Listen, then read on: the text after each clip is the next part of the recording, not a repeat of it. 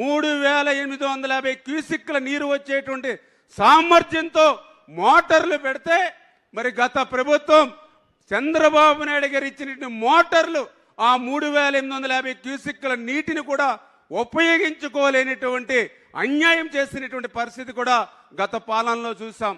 ఇంకా ఎంత అన్యాయం అనంటే ఈ యొక్క నిధులు అందరినేవాక ఇవ్వడం మాటడుంచి పనులు చేయడం మాటడుంచి కనీసం అందరినేవా మోటార్ల బిల్లులు కూడా గత ప్రభుత్వం బకాయిలు పెట్టినటువంటి పరిస్థితి.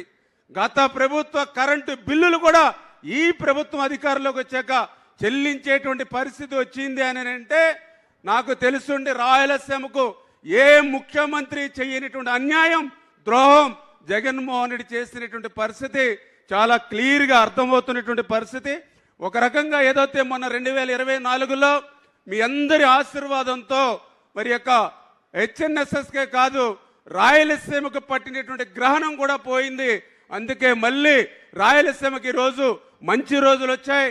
అందుకే మళ్ళీ ఈరోజు చంద్రబాబు నాయుడు గారి నాయకత్వంలో మళ్ళీ రాయలసీమను ఒక రతనాల సీమగా మార్చేటువంటి క్రమంలో ఇవాళ అందరినీ ఒక పెద్దపీట వేస్తూ